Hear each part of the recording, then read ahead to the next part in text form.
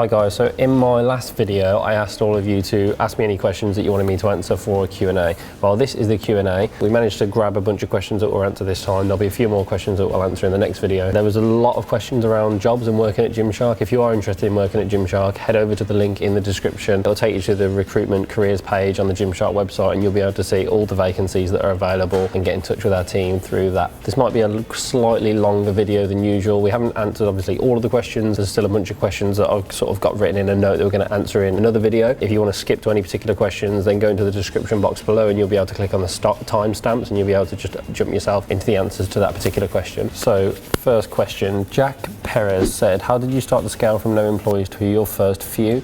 Who were they and what were their initial roles in helping you and the brand? So right at the start of Gymshark, it was sort of super organic. It was all friends and family and things like that. So I remember my dad, brother, Lewis's family and friends would also help us quite a lot. I think the first person to actually officially join the business was Dan, who's Lewis's cousin. My brother Joe as well joined at the same time, and Craig as well very shortly after that, who was our friend from school. So at the very start, when we went to Body Power, which was the first event that we ever did, Joe and my dad stayed back at the first ever warehouse that we had and packaged all of the products that were ordered. Dan came to the event. I remember Dan and Craig actually skipped their exams to come to the event to help us out, and then obviously ended up staying with the business thereafter. So it was super organic. It was totally friends and family. We had no idea how big the company might get at that point. It was like we were sort of really living for the day. So it was a super organic way of just getting people involved in the business that really did care. Adam Weiner asked, what is one piece of advice you'd give yourself at the beginning of starting the business, knowing what you know now? I think that there would probably be two main things, and I think these are probably quite specific to Gymshark because we were growing super fast on the front end. First thing I would say is trust your gut, and that's from product to marketing to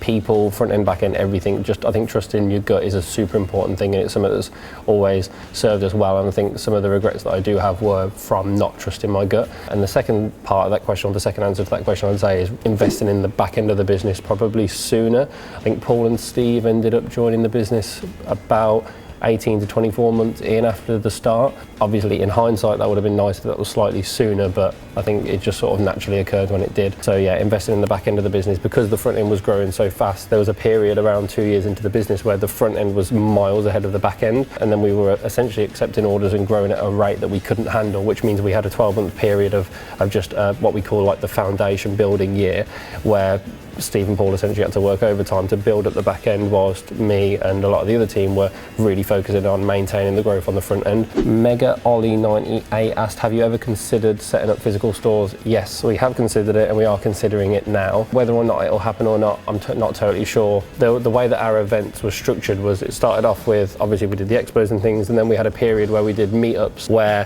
what we was essentially doing with our meetups was working out whether people wanted to see the Gymshark brand and people and family outside of an event. We weren't obviously sure whether people were going to that particular event for other reasons and then stopping by the Gymshark store, if people were going to the event purely for Gymshark. So we obviously did the meetups to find out. There was obviously a ridiculous amount of people that then came to see us. So at that point we knew that people wanted it and there was a demand for the Gymshark brand outside of events and on a more regular basis. Then after doing that we did our stores, and again with just the abundance of people that came was just insane. We couldn't handle it. So again now we're into like the events, a larger scale event, warehouse style of event that we're now trying to do. And again, that's going incredibly well. The amount of people that are turning up to those, the amount of people that came to Birmingham the other week was just insane. It was totally overwhelming. We've got Dublin in 2 weeks. I'm really, really excited for that. This is all part of our long-term strategy to work out where we want to go. Now, we don't know where the finish line is. We don't know what we do want to do. One thing I do know is that I don't particularly enjoy retail in the current form that it is. We wouldn't just create a store for the sake of it. I just don't think that's particularly exciting, and I don't think that's very Gymshark. We are looking into it. I don't know where that's going to end up, but I'm really excited for that. That's one of the projects that me and the events team and brand team and Mitch are working on right now. Are there plans on expanding GSHQ outside from where it is in the US, for example? So obviously we've got GSHQ right now, which is in Solihull, which is just sort of to the east of Birmingham. We've got our new international office, which is opening in September, October. So I'm probably going to look at announcing that in the next couple of weeks as well. And we also have a PR office based in central London, and we're also looking at different bits like that. Now, GSHQ as a whole will always sit in the Midlands. I think that's something that's really important to me and important to us as a whole. This company was born and bred in the Midlands, in the Birmingham area, and we want to keep it there. Now, we are opening up sort of like satellite offices for different functional reasons in different parts of the world. So again, I'm probably going to come back and do another video on that in a little bit more detail, but yes, we are expanding internationally. How did you design GSHQ? Does it look like you imagined it would? Yeah, so it was a real long design process. Like, it was quite similar to the way that we design products. Like, we came up with ideas, Sean, the architect, came up with ideas as well. We sat down and we picked materials, color palettes, everything. Now, I didn't get involved in any of the actual, I guess, organisational bit. I was just involved in look and feel, and that's the point in which Paul brought me in. And yeah, to be honest, it does look exactly how we wanted it to. And the good thing is that Sean did like a bunch of like 3D sort of visualisations when you could walk around. So we had a real deep involvement into how it would look and feel, and all the different sort of things that they brought together, from imagery, from 3D walk around, pieces of software that they did for us. It made it really easy to visualise. And I think as well, because of all the work we've done in visualising products in other areas of the business, it's a skill that I think I've gotten fairly good at over time. It's come up really well. I'm really happy. Everyone's really enjoying it, and now this is sort of like a design style that we're going to be emulating across in the other offices that we're opening up across the world. When you were just starting out, what was the biggest setback and how did you overcome it? There was tons of setbacks that we had, particularly at the start, from little things like not being able to afford things. That was obviously the main thing. Finance is an issue, because when you're starting out and you're young, generally you don't have as much capital to, you know, push things through, buy products and things like that. So obviously the reason that we did buy the screen printer and the sewing machine and start actually making clothes is because we couldn't afford to get them made elsewhere. We couldn't afford minimum orders and things like that. I remember at one point when we weren't very experienced at all, someone in the UK actually tried to nick the Gymshark trademark, so that ended up in a little bit of a nightmare and had to sort that out. We never owned Gymshark.com at the start. We only owned Gymshark.co.uk. Someone else owned Gymshark.com, and I remember every single day, without fail, for probably the best part of a year, I would log on to, I think, like GoDaddy auctions, I'd search online, I'd email the person that had it, constantly try and get in touch with the person that had the Gymshark.com domain. Fortunately, after about 12 months of doing that, it went up on an auction and instantly bought it. That was, you know, that was a very interesting time as well. I remember literally emptying the bank account to buy that. That costed everything we had at the time. Events was a big issue for us, because it was like we were essentially kids and there was just a bunch of us just flying around the world trying to get the events done. There was a bunch of setbacks in terms of product not arriving on time, production issues, ordering too much of certain stock, not enough other stock. There was a bunch of setbacks like that. So yeah, there's lots of little things, but I think we always just sort of had our long-term view on where we wanted the company to go, and we managed to get through them quite well. Hi Ben, I'm a business education teacher and I love using your videos in my class to both educate and inspire. Would you in future consider a small class visit or tour to your HQ? Yeah, absolutely. Like, so we are doing tours Fergal. If you want to get in touch with me, drop me an email. It's ben@gymshark.com or DM me on Instagram. We'll get that arranged for you. We're wanting to get as many people, you know, within reason to come and view and have a tour of the headquarters. I've already done 2 or 3 tours already. I love showing people around, and I love giving people a little bit more of an insight into this side of the business. So you've got, I think, different views of the business. You've got like the online, social media, website view. I think one of the reasons people love to come to the events is, again, it's a slightly different view of what we do in Gymshark and this awesome community that we're a part of. It's another level of interest in to come and see how it all works in the back end, and again, meet some of the people that make this a reality, because there are so many people that work so hard every day just to make some of the smaller things, maybe that one advertisement or that, you know, that one piece on the product that you maybe really enjoy. They work incredibly hard to make those things a reality, and I think that's a really cool thing to do. So yeah, anyone that does want to get involved or does want to come and have a tour or anything like that, then obviously get in touch and we'll see if we can arrange it. Proud of what you're doing with Gymshark. One question for someone who's still in the early stage of starting a brand like myself: how did you manage all aspects of it? Website, branding, finding suppliers, marketing, designs, deliveries, etc. Did you get help early on from friends and family, or did you multitask everything? Yeah, so similar to the question that was answered earlier, I think for the first 12, 18 months of actually Gymshark starting, there was no one else in the business. It was constant, just literally graft. I remember being at university all day. I'd work at Pizza Hut delivering pizzas between 5 p.m. and normally 10, 11 p.m. And then that bit in the evening was just totally dedicated to Gymshark. Like, I remember between deliveries, jumping on my phone and trying to answer customer service queries, spending the night printing t-shirts, sewing in labels, posting on Facebook, all those things. I mean, Instagram wasn't even around back then. It was absolutely non-stop. And I think, fortunately, I've got quite a diverse skill set, which you know, suited us at the time. So yeah, to answer the question, it was total multitasking, a lot of hard work. Like, I don't think the amount of hours that I did at the start was sustainable. So it was fortunate that it ended up paying off. And I think you just have to, you know, just do things like when you're at that stage in the business, you have to really graft. What's your work schedule, your workout hours? Do you work all day? how do you manage your time? Thanks for your answer. So I was briefly do a video, my last video was on this. My days are totally varied and it really depends on where I am. So if I'm in the headquarters in Birmingham, then I'll usually get in anywhere between 7 and 9 and then leave anywhere between 6 and 8, I would say. So it really varies, but obviously in the morning, first thing I'm doing when I wake up is I'm generally working, and then I'll obviously work beyond those hours at home. So if you want to know more about what I do in my role on a day-to-day basis, click above on the link and then you'll be able to watch that video, and that's just a total video dedicated to my role and what I do. Starting a couple of businesses, I understand some of the stresses, but not at a global corporate level.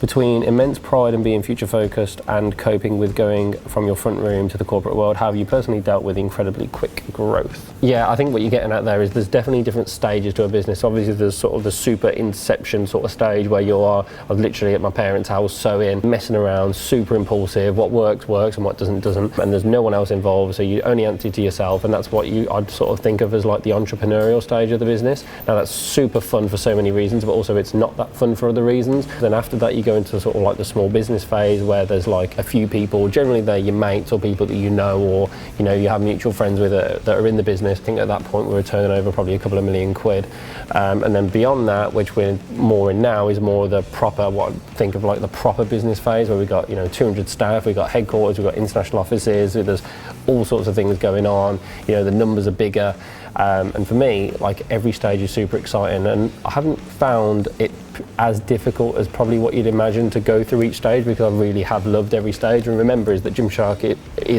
feels like my baby. It's something that's grown from literally an idea in the back room to this incredible thing, and I love every single day, and I really enjoy all the different challenges for different reasons. I think the next stage is going to be an interesting one. So as we become, I guess, hopefully super big, with multiple large offices around the world, and there's just so much going on, I think that's going to be very interesting. But yeah, I think, like I said, like, the bigger the company gets, the more interesting and incredible and talented people that will join the business, the more investment we can make into our product, and I think it just gets a lot more exciting the bigger it gets. But yeah, there are definitely drawbacks. So communication, probably not one of my strongest points, being more of an introverted person. But yeah, I'm just fascinated with how incredible our product can become when you've got so many people working together to create an awesome product. Do you have any tips for young entrepreneurs? I think that's quite a broad question, but the tip, literally all I can say is just do what you enjoy. Like, I think I feel very fortunate. I've fallen on something that I genuinely love doing at like the perfect time, when social media was going like this, everyone was starting to get into fitness, and as was I. Like, I feel like I've got the best job in the world, but if you just do what you enjoy, then any external factors which might line up, and if the stars do align like it has so far for Gymshark, then I think you're in a real good place. If you don't really love what you do, then when you do have the difficult times and things don't go how you want them to, I think you'll end up, I guess, giving up. So yeah, just focus on what you enjoy, and that's probably the most important thing I would say there. Just wondering, how much did it cost to make GSHQ? So GSHQ was a pre-existing building, and when those guys did is got it to sort of like a general office standard, and then a lot of our spend on top of the rental and things and the rates that we spend every year was all of the inside bits. Now, I won't be able to give you an exact figure, but what I would say is just our internal refurbishment to make it look in the way that we wanted it to, refuel, the gym area, the napping pots, all that stuff, that cost several £1,000,000. So it was a big investment, but it was an investment that we really wanted to make, to really look after everyone that makes the product and Gymshark, and just every little aspect of Gymshark special. Every day we wanted to invest in those people and make it a real special, unique place to be. Hey Ben, love the videos. I would love to join Gymshark teams, but all of them need a degree. Could you point me in the direction of the roles that do not require a degree? I think just get in touch, like write your CV, get in touch, tell us about why you want to join Gymshark. I guess tell us why you're passionate about the role and passionate about Gymshark. I don't think everything does require a degree. I know that from my point of view, I don't have a degree, so I don't think that a lot, if not any of the roles, require a degree. I think what they're probably saying there is that it's useful if you have a degree, because it demonstrates that you've got some level of expertise and interest in that subject, but I don't think it's required at all, so get in touch via the link that's in the description. Would really like to know about how you've seen your role in the business changing as Gymshark has grown so quickly. What are some of the challenges that this growth brings? My role at the start was, a very basic role. It would have been everything involved in the business, but there wasn't that much going on. It was literally make the product, make the website, and ship it out. So back in the day, it would have been from screen printing t-shirts, making the websites, the graphics, designing the product, sewing in the labels. I remember sitting on my parents' living room floor and literally with a marker pen writing every single order by hand out and, and take them to the post office and post them out. So it would have been like, that's the proper entrepreneurial beginning stage of the business. And then as it grows, you get involved. I remember signing up leases on the warehouses for the first time, agreeing contracts with Royal Mail and, the postal people, employing people for the first time, doing like basic bookkeeping and accountancy work. You sort of become a bit of a jack of all trades. When the business grows to another stage, I remember finding out that yes, I might be a jack of all trades, but I was definitely not a master of all those things, and then focusing in on what I'm really good at and building a team around me and the other guys running the business to make sure that we are all focusing on the things that we are really good at. There aren't too many challenges. I think there's just one single challenge that I think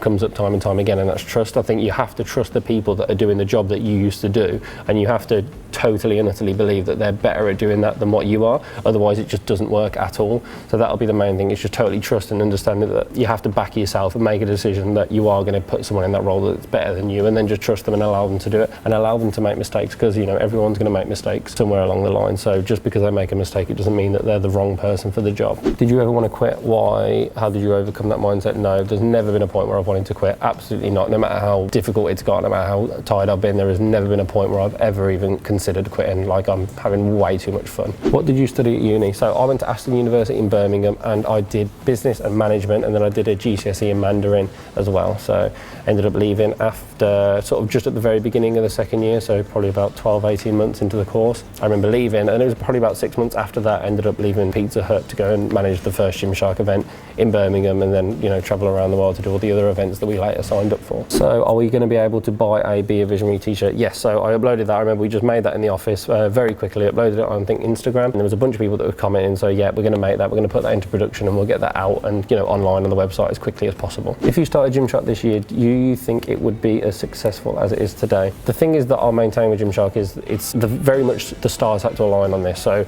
because we were quite young and inexperienced when Gymshark was first started, a lot of it wasn't done through like careful analysis of the market or understanding what we do or don't need to do. We didn't sit there and go, oh, fitness clothing's about to grow, or fitness is about to grow, so let's go and do that, or social media is about to blow up, so let's go social and website and direct to consumer base. None of that was a considered decision. It was all very organic, and it was very much a gut feel thing. And we thought, I remember thinking like, what do I want to wear to the gym? So go off and make it. Well, how would I want to buy a product? So go off and do it. How would I want to interact with a company? So go off and do it. I think it's definitely a lot more competitive in that area now, but also at the time we were doing that next thing. So I think if you are starting now, then look at that next thing. I'm not sure if we literally carbon copied what we did back then today, it definitely wouldn't work. I don't think it would work at all. So I think a lot of it is timing, and also I think we had great product. I think no one else was doing what we were doing back then, and to be honest, I don't really think anyone is doing what we're doing now. So thank you so much for asking me all those questions. There's a bunch of questions as well that I've sort of like got in a notepad, which I'm probably going to do in another Q&A later on at some point. There's also a couple of questions that I sort of singled out, which I think are probably too big for a Q&A, so I've written them down. I'm going to create like an entire video on them. If you enjoyed the video, if there's anything else, any other comments or any other questions you got for me, please comment them down below. I'll be responding to as many as I can. Again, I'm going to be giving you guys a lot more of an in-depth view into my role, Gymshark, how we work, and there's a bunch of massive exciting things on the horizon as we do try and build this into the greatest company on earth, which is essentially the goal. I love the opportunity to be able to bring you guys with me and involve you guys all the way with that. But yeah, so like, comment and subscribe, and thank you so much for watching.